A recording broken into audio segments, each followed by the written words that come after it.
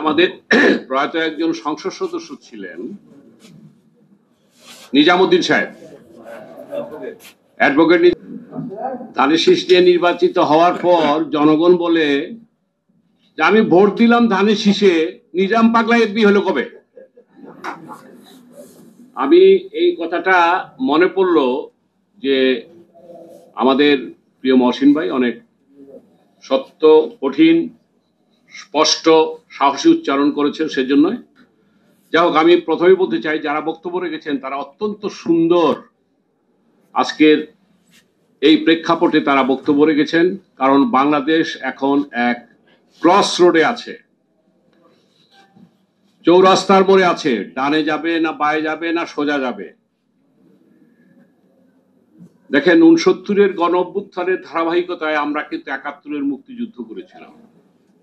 সেদিনকার আমাদের যে অঙ্গীকার ছিল সাম্য, মানবিক মর্যাদা এবং সামাজিক ন্যায় বিচার, 54 বছরে আমরা সেটাকে পালন করতে পারি নাই, ধারণ করতে পারি নাই, প্রতিষ্ঠা করতে পারি নাই।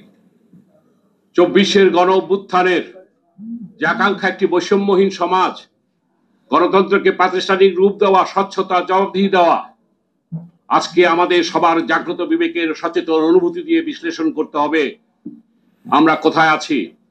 তাই তো জনতা পার্টি বাংলাদেশ বলে সেই 24-এর গণ অভ্যুত্থানের আকাঙ্ক্ষা এবং 71-এর সেই অঙ্গীকারের সমন্বয়ে এই পার্টির আগামী দিনের পথ চলা।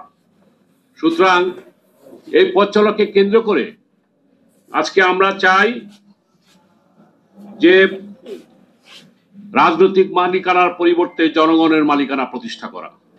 আমরা একটি মধ্যপন্থী দল, আমরা একটি উদার গণতান্ত্রিক রাজনৈতিক দল হিসাবে একটা ওয়েলফেয়ার স্টেট আমরা প্রতিষ্ঠা করতে চাই, যে 54 বছরে একটি রক্তক্ষয়ী যুদ্ধের মাধ্যমে আমরা 30 লক্ষ শহীদের রক্তের আলপনা বিশ্বের মানচিত্রে আমরা এই দেশটাকে এঁকেছিলাম, আমরা সেটাকে ধারণ করতে পারি নাই।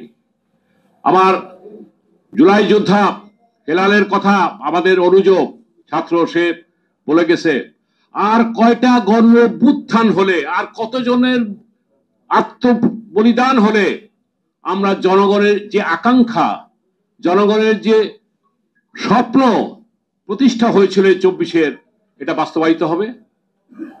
আমাদের আকাঙ্ক্ষা ছিল এইখানে সংস্কার হবে, স্বৈরাচারের বিচার হবে। 18 বিলিয়ন কিংবা তার চেয়ে বেশি, আমাদের ইরাক কেবিয়া সাহেব বলতে পারবেন, অর্থনীতিবিদ, বিলিয়ন বিলিয়ন ডলার তাদের হাতে আছে।